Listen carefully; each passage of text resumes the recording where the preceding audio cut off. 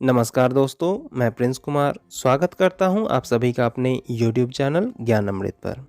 दोस्तों, जैसा कि पिछले वीडियो में हमने स्मरण की विधियों पर चर्चा किया था, आज उसी कड़ी को आगे बढ़ाते हुए बात करते हैं विस्मृति यानी भूलने के बारे में। तो हमारा आज का विषय है विस्मृति का अर्थ, परिभाषा और सिद्धांत। तो आइए दोस्तों, अब अपने विषय की शुरुआत करते हैं। दोस्तों, स्मृति की ही तरह विस्मृति एक मानसिक प्रक्रिया है। विस्मृति को साधारण शब्दों में भूलना और अंग्रेजी में फॉरगेटिंग कहते हैं। चूँकि भूलने का संबंध भी मस्तिष्क से जुड़ा हुआ है, इसलिए भूलने या विस्मृति की प्रक्रिया को मानसिक प्रक्रिया कहा जाता है। दोस्तों, जब हम कोई नई बात सीखते या याद करते हैं, तब उसकी रूपरेखा हमारे मस्तिष्क में छप जाती है, जैसा कि मैंने स्मरण करने की विधि वाले वीडियो में बताया था।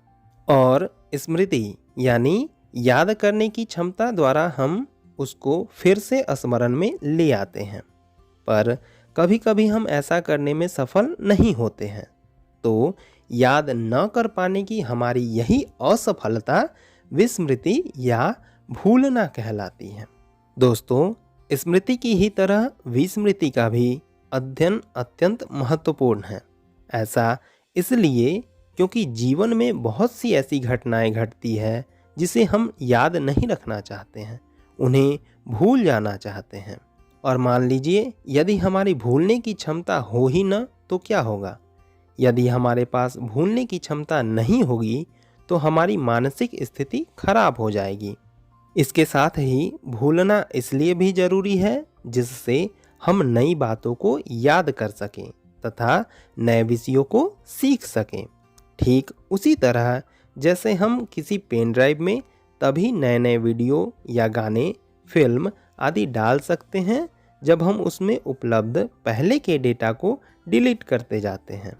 लेकिन जैसा कि कहा गया है, अति सर्वत्र वर्जयेत, अर्थात किसी भी चीज़ का अति हमेशा नुकसानदायक ही होता है। उसी तरह ज़्यादा भूलना भी हमारे मानसिक स्वास्थ्य के लिए ठीक नहीं है। तो आइए दोस्तों, अब जानते हैं कि विद्वानों ने भूलने के बारे में क्या क्या बताया है। पाश्चात्य विद्वान मन विस्मृति के बारे में कहते हैं कि सीखी हुई बात को पुनः स्मरण करने या प्राप्त करने की असफलता ही विस्मृति है। तो उनके कहने का अर्थ यह है कि जिन बातों को हमने पहले सीखा या याद किया हुआ है, उन बातों को जब हम पुनः याद करने की कोशिश करते हैं तो उसमें जब हमें असफलता मिलती है, वही विस्मृति या भूलना कहलाती है।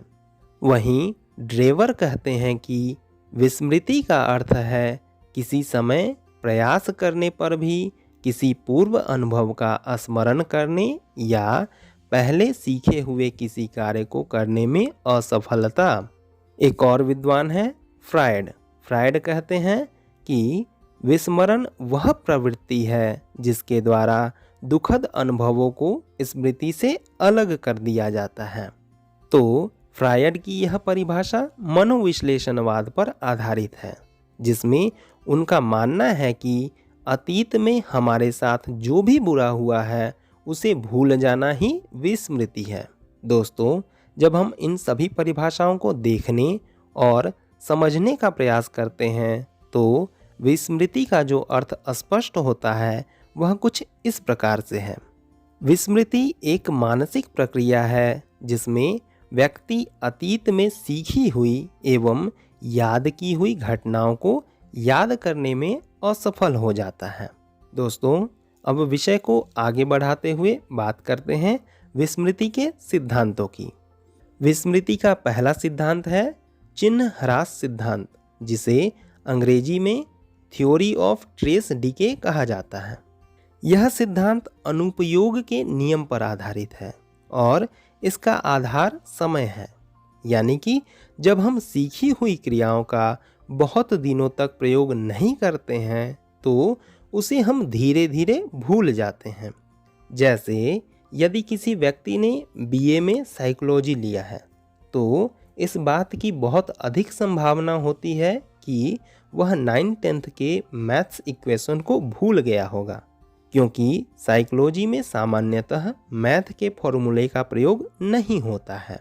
दूसरा सिद्धांत है व्यतिकरण का सिद्धांत, यानी थ्योरी ऑफ इन्फेरेंस। इस सिद्धांत के अनुसार यदि सीखने के समय कुछ बाधाएं उत्पन्न होती है, जैसे याद न हो पाना, आधा याद होना, शोरगुल होना, याद करने की इच्छा न होना आदि, तो व्यक्ति याद किए हुए या सीखे हुए ज्ञान को भूल जाता है। तीसरा सिद्धांत है पुनर्आह्वान की विफलता का सिद्धांत, यानी थ्योरी ऑफ रिट्राइवल फेलियर। दोस्तों, भूलने का कोई अस्थायी रूप नहीं होता है, बल्कि जब हम कुछ दिनों पहले या तुरंत के याद किए हुए विषयों को अपने स्मृति कोश में खोजते हैं तो वह नहीं मिल पाता है।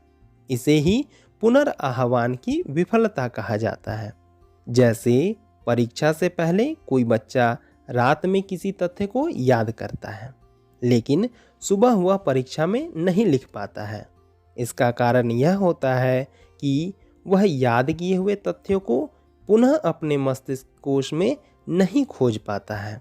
चौथा जो सिद्धांत है वह है अभिप्रेरणा का सिद्धांत, यानी मोटिवेशनल थ्योरी।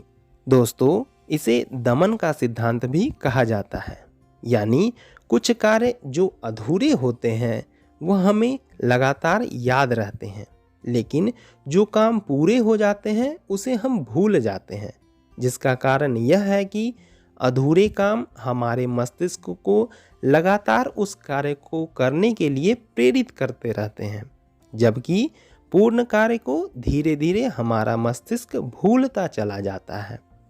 दोस्तों, विस्मृति का पांचवा और अंतिम सिद्धांत है अनुबद्धता का सिद्धांत, यानी थ्योरी ऑफ कंसोलिडेशन।